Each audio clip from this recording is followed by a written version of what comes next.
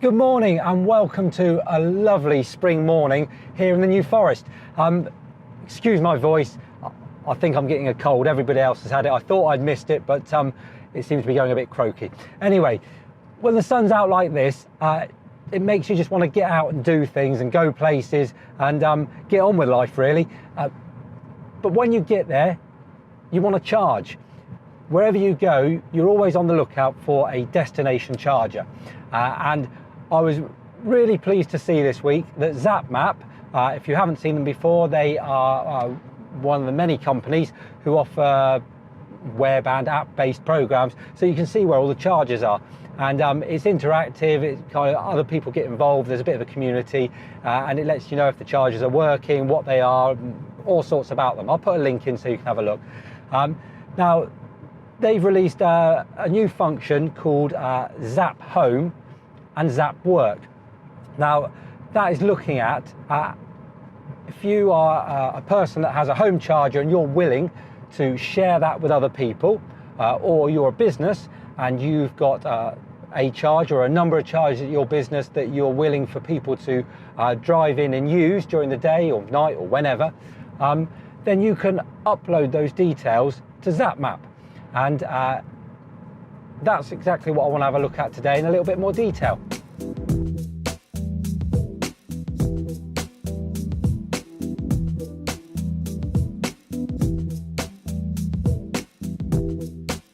Whoa, I hear you say, there's nothing new in that. PlugShare have been doing it for ages, and you're absolutely right, and they've been doing it very well for a long time. But what I particularly like about this is it's not just about sharing your charger for other people to use.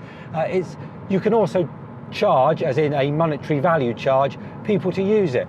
So, for example, where I live very close to a country park. Lots of people come to that country park, and a lot of people actually don't want all the hustle and bustle of the main entrance and where everyone goes. So lots of people park in and around where I live. Well, if I opened up my driveway to some of those people that have electric cars and charge a nominal amount just to cover my costs and maybe a bit of inconvenience, then perhaps my charging for the day would then be covered, and it would be something convenient for somebody else that actually wants to come and park there and can make use of my charger.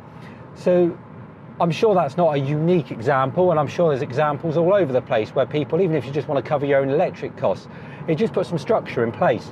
So let's have a look at it today. What I'm going to do, I'm going to go home. Beyond just looking very quickly at the write-ups and how it works, I haven't set anything up. Now, I'm not saying I'm going to leave it long-term set up, but what I'd like to do is show you how you set it up.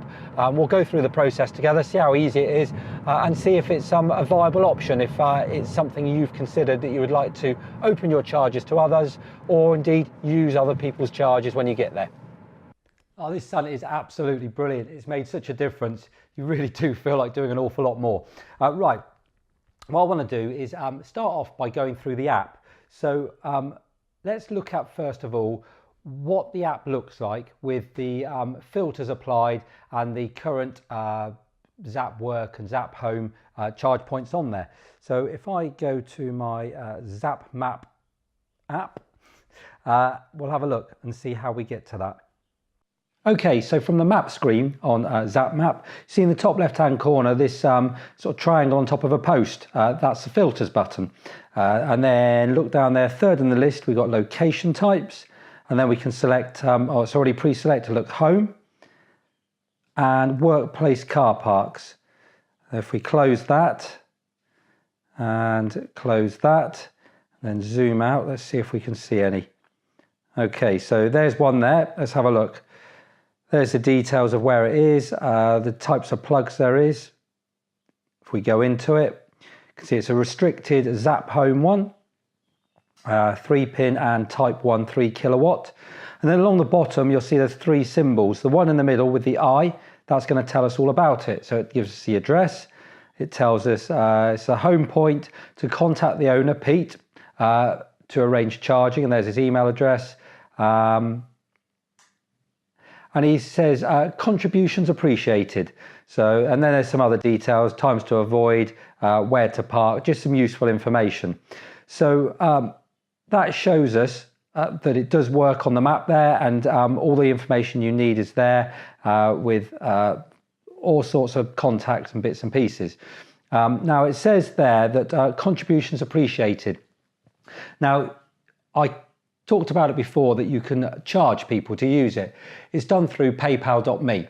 So if you've got a PayPal account, you should be able to set it up, no problem at all. But I'm not sure how the logistics of that work yet, whether it's done automatically before they arrive or whether there's a certain amount of trust within there. I think the only way we're going to find out is if we set up an account and put my charger on it, and we'll see A, how easy that is to do, and B, how the payment side of it works. Okay, so let's go back into ZapMap then and see if we can set this up. I'm hoping that the screen will work on its side like this and you'll be able to see it a little bit better on your own screen. So we're back at our start point with our map. Now you'll see in the top right hand corner of ZapMap there's kind of a little head of little avatar, I guess, and that brings up your own details. Now I'm obviously already logged in, so most of that's ready to go, but there you go, you see your Zap home point. Let's touch on that, and because I don't have one, let's add one.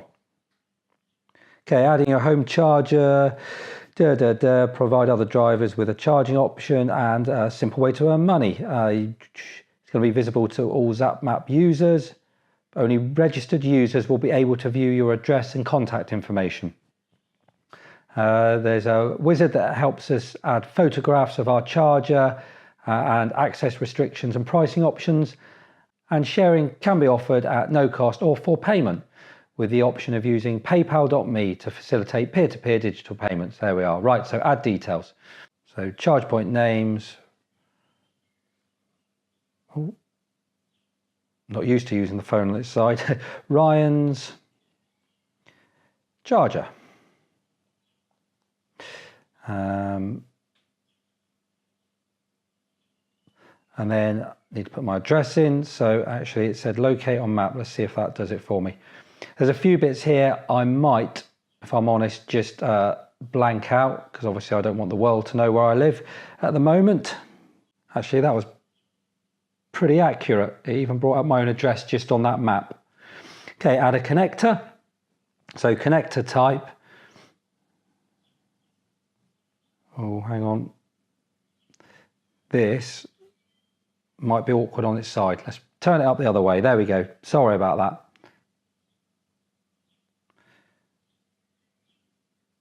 So type 2, and it's untethered, obviously. My charger is a 7 kilowatt charger. I've just got the one, so next. Okay, payment and access details. So any payment required to charge. Let's go the whole hog. Let's say a payment is required. Select an amount. Let's say, I don't know, £3. Add a paypal.me link to receive it. So, okay. Oh, that's handy. So if we don't have one, then we can create one. I don't think I've actually got one, so I'm just going to create one quickly. Okay, I have to say that was really easy. If you've got a PayPal account, it does it for you pretty much. So for interest, do you have any of the following? A smart meter, solar panels, home storage battery? I'm afraid I don't. I wish I did. Providing this information will enable EV drivers to contact you to arrange a charge. So that's going to be my name, isn't it? So Ryan, contact phone number, add a photo of your Zap home charger. There we go. Yeah, of course I've read and understood the terms and conditions. Don't we always?